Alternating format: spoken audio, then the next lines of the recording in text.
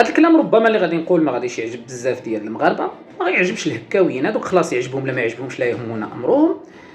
لكن الى متى غادي نبقاو بهذه سياسه الانبطاح؟ انا ما نهضرش على السلطات وعلاش خلاوهم يدخلوا وعلاش وصلوا حتى للتيران وما الى ذلك، هضر على الشعب ديالنا الحنين.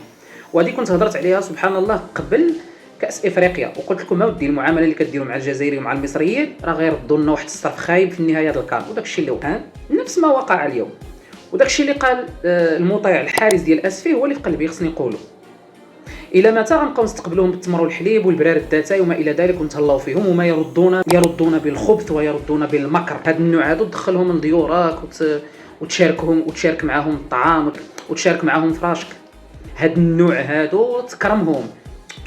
لا سمحوا لي، ولكن اقول اننا اخطانا للمره الثانيه ولم نستفيد من اخطائنا. هاد الناس هادو ما كيجيوش يلعبوا الكره اولا، كيجيو بواحد الكبت وواحد الخبث لا مثيل له. نتحداكم واش اي مغربي يقدر يمشي للجزائر دابا ويدير الفوضى اللي داروا هادو، ناهيك على واش يوصلوا للتيران ولا ما يوصلوش. المغاربه غيخليوهم يهزوا الرايه ديال المغرب في الشوارع الجزائر ويديروا الاحتفاليه ديالهم قبل الماتش؟ والله ما يقدروا. المغاربه يقدروا انهم في الجماهير ويتجرؤوا انهم يضربوا الصحفيين ويضربوا، والله ما يقدروا. ماشي حيت خوفا منهم، لا ما يقدروش، حيت تربيه وخوفا من العلاقات وما الى ذلك اللي ما بقات لا علاقات لا والو. دابا حنا هكا كنبينوا ان المغاربه ديالنا بهذه سياسه الانبطاح بحال اللي كنبانوا لهم كنخافوا. راه الشعب المغربي ما كيخافش، والله ما كيخافوا. راه هادوك البارح لو كان دخلوا لهم الجمهور الاسفي كامل والله تياكلوا ماكله الطبل نهار العيد.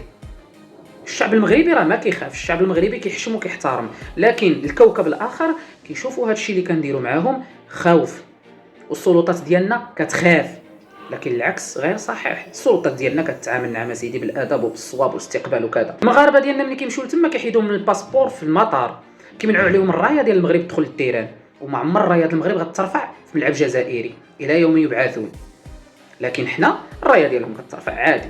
وداك الاوباش اللي دارت داك الفضيحه البارح هادو كان يطبق عليهم الفصل 507 كما كيطبق على المغاربه، يتضربوا بال10 سنين وبال20 عام لانهم ضربوا صحفيين وتعدوا على رجال الامن وما الى ذلك. لكن حنا مازال ما بغيناش نستافدوا من الاخطاء ديالنا، نحترموا ونكرموا اللي اهل للكرم واهل للاحترام. اما اللي ما كيحترمنيش وما كيقدرش السياده ديالي الوطنيه ما عنده ما يدير في بلادي، ويمنعهم ما يدخلش نهائيا للمغرب. وكما فارضين علينا هما الجزائر، واخا داك الجزائر ما كيمشي لا حتى واحد ما فيها ما يتشاف، حتى حنا خصنا نمنعوا بحال هاد النوع هادو يدخلوا عندنا للبلاد. كتوقع لنا بزاف ديال المرات وما بغيناش نستافدوا من الاخطاء ديالنا. نتمنى انه في يوم من الايام نعيقوا ونفيقوا من هذا القالب هذا اللي ما بغيناش نفيقوا منه. هما راه ما كيجيوش يلعبوا كره. انت كجمهور مغربي الا مشيتي تلعب الكره وتعاملتي بالكرم وما الى ذلك، هما راه ما كيجيوش يلعبوا الكره. راه تلقى بين داك المصيبه اللي جاو كاينين مندسين كيجيو كيحشوهم تما باش يتفرعنوا علينا هنايا. واعيد واكرر، راه الشعب المغربي ما كيخافش وانما كيحترمكم.